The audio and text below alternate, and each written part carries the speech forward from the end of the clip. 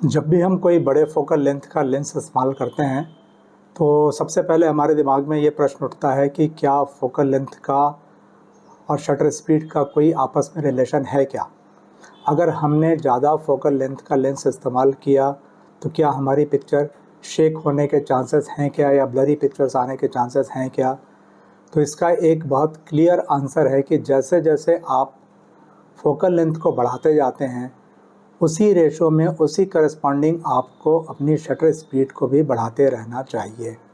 अगर आपने अपने फोकल लेंथ के हिसाब से शटर स्पीड नहीं बढ़ाई तो आपकी पिक्चर की ब्लरी होने के चांसेस बहुत ज़्यादा बढ़ जाते हैं। आप चाहे कितना भी स्टडी हैंड में लेके फ़ोटो खींचेंगे लेकिन पिक्चर के शेक होने के चांसेस रहते हैं। इसका एक सिंपल रीज़न ये है कि जैसे जैसे हम अपनी फोकल लेंथ बढ़ाते जाते हैं वैसे वैसे आपका एंगल ऑफ व्यू कम होता जाता है। तो जैसे जैसे एंगल ऑफ व्यू कम होता जाता है उसमें एक ज़रा सा भी कोई माइन्यूट मूवमेंट भी उसमें एक सिग्निफिकेंट इफेक्ट डालता है आपकी पिक्चर के ऊपर।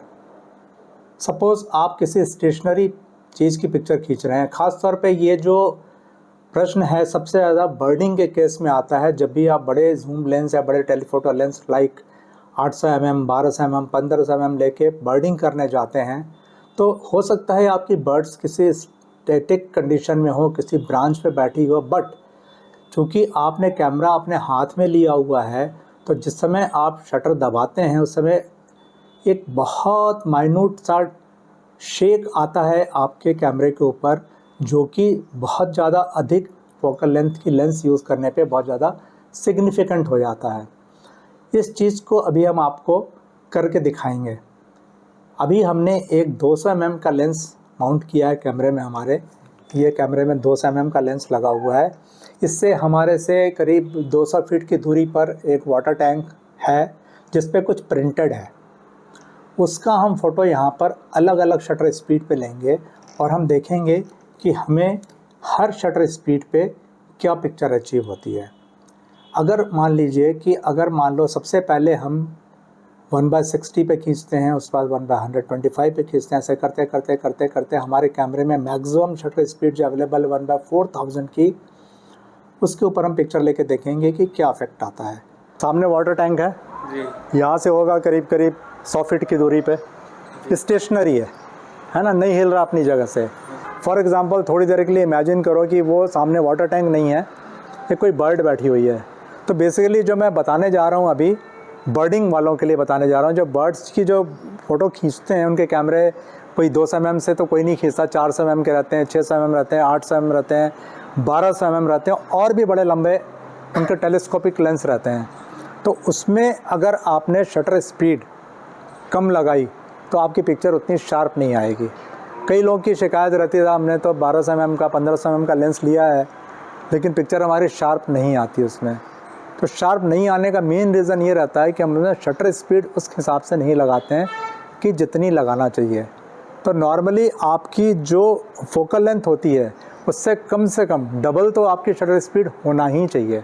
वो मैं आपको अभी करके दिखाता हूँ कि ये सामने वाटर टैंक है, यहाँ मैंने 200 mm का लेंस लगा हुआ है। इसको मैं अभी आपको अलग अलग शटर स्पीड के ऊपर फ़ोटो खींच के दिखाता हूँ। सबसे पहली फ़ोटो मैंने इसकी 1/60 शटर स्पीड पे खींची। उसके बाद हमने सेम फ़ोटो 1/100 पे लिया।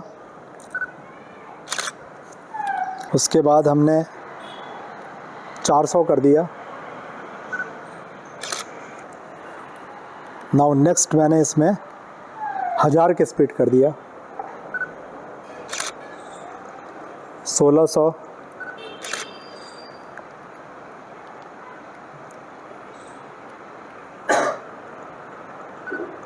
2000, 2500, 3200, 4000। मेरे कैमरे में मैक्सिमम 4000 शटर स्पीड है। तो अभी आप लोगों ने 1/60 से 1/4000 तक एक ही ऑब्जेक्ट का फ़ोटो खींचा है ना। अब आपको मैं लैपटॉप पे दिखाता हूँ इसका फ़र्क क्या आता है। अभी हमने जो अलग अलग शटर स्पीड पे फ़ोटोज़ खींची हैं वो हम आपको एक एक करके दिखाते हैं। ये सबसे पहली पिक्चर है जो हमने 1/60 शटर स्पीड के ऊपर खींची है।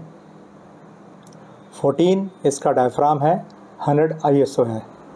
अब इस पिक्चर में अपेरेंटली तो पिक्चर ठीक नज़र आती है, लेकिन जैसे जैसे हम इसको जूम करते जाते हैं तो अगर आप देखोगे कि आपकी खींची हुई पिक्चर का जो इस पर लिखा हुआ वर्डिंग्स हैं, इसमें सबकी डबल इमेज आना शुरू हो जाती है।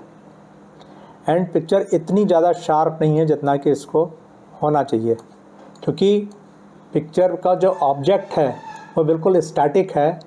हमने 200 mm के लेंस से इसको खींचा है, लेकिन उतनी शार्पनेस इसमें नहीं आ पाई है। और इस ओ के ऊपर क्या लिखा हुआ है ये तो बिल्कुल भी विजिबल नहीं है। अब हम जैसे जैसे इसका शटर स्पीड बढ़ाते जाते हैं, देखिए क्या इफेक्ट होता है। अगला पिक्चर लिया है हमने 1/100 पे। 1/100 पे भी इसमें किसी तरह की कोई क्लैरिटी नहीं आई। इसके बाद 1/100 के बाद सीधा हम 1/400 की पिक्चर दिखाते हैं आपको। 1/400 पे जो हमने पिक्चर ली है उसमें आपका जो ओ है, ओ के ऊपर ये क्या लिखा हुआ है क्लियर नज़र नहीं आ रहा है। कुछ लिखा है ऐसा दिख रहा है, लेकिन क्या लिखा है ये समझ में नहीं आ रहा है। देन इसके बाद जो नेक्स्ट पिक्चर है वो हमने 1/1000 पे लिया है। 1/1000 शटर स्पीड पे जो पिक्चर है, अब देखिए इसमें 1/1000 आते से ही ये यहाँ पर जो लिखा हुआ है 2023 और रजिस्टर्ड ट्रेडमार्क का जो लोगो है ये आपको क्लियरली विजिबल है। हालांकि 2023 और आर जब हम और ज़्यादा जूम कर रहे हैं तो हल्का हल्का फिर ये ब्लर होता जा रहा है। मतलब इसमें भी और ज़्यादा गुंजाइश है इसका शार्प होने की। तो अगली पिक्चर हमने जो ली है वो हमने 1/1600 के ऊपर ली है। उसमें अगर हम देखते हैं तो जैसे ही हमने इसको जूम किया तो मेरा ये 2023 लिखा हुआ है जो रजिस्टर्ड ट्रेडमार्क है और ज़्यादा शार्प हो गया। देन अगेन हमने जब इसकी शटर स्पीड बढ़ा के 3200 कर दी है तो 3200 करने के बाद इसकी शार्पनेस और ज़्यादा बढ़ गई है।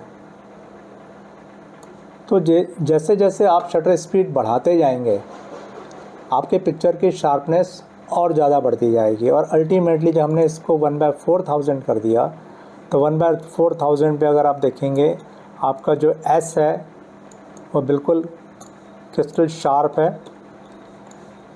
यहाँ पे जो 2023 लिखा हुआ है वो बिल्कुल शार्प है, रजिस्टर्ड ट्रेडमार्क लिखा है वो शार्प है और इसके नीचे भी जो कुछ भी लिखा हुआ है 99.99% ये सब कुछ क्लियर हो गया। जो कि सेम शॉट हमने जब दूसरे शटर स्पीड पे लिया था तो वहाँ पे क्लियरली विजिबल नहीं था ये। तो इस एक्सरसाइज से एक कंक्लूजन निकाल सकते हैं कि हमारा जो फोकल लेंथ थी लेंस की वो 200 mm थी। 200 के बाद जब हमने हमारा शटर स्पीड 400 रखा था उस पर पिक्चर उतनी ज़्यादा शार्प नहीं थी। मतलब हमने हमारा जो फोकल लेंथ है उसका डबल शटर स्पीड यूज़ किया तो भी उतनी ज़्यादा शार्पनेस नहीं थी। लेकिन जैसे ही हमने 1/1000 शटर स्पीड लगाया हमारी पिक्चर थोड़ी सी शार्प होना शुरू हो गई। तो ये कह सकते हैं कि 200 का लेंस था मेरा और 1000 मेरी शटर स्पीड थी। मतलब हमने 5 टाइम्स उसको शटर स्पीड को बढ़ा दिया तो पिक्चर मेरी शार्प होना शुरू हो गई। तो सपोज़ अगर आपने 1000 mm का अगर लेंस इस्तेमाल किया है तो कम से कम आपकी 5000 की शटर स्पीड होना चाहिए। अगर आपने 1500 mm का लेंस इस्तेमाल किया है तो कम से कम 7000 8000 शटर स्पीड होना चाहिए, तो ही आपको शार्प इमेजेस मिलेंगी। इस वाले केस में तो हमारा ऑब्जेक्ट स्टैटिक है। ऐसे भी केसेस आएंगे जब आपका ऑब्जेक्ट जो है डायनामिक होगा, जैसे उड़ती हुई बर्ड्स हैं या दौड़ते हुए एनिमल्स हैं, तो उस केस में और ज़्यादा सिग्निफिकेंट इफेक्ट आएगा आपकी शटर स्पीड का। जैसे जैसे आप फोकल लेंथ बढ़ाते जा रहे हैं अकॉर्डिंगली आपको अपना शटर स्पीड भी बढ़ाते रहना होगा, तो ही आपको शार्प इमेज मिल पाएंगे।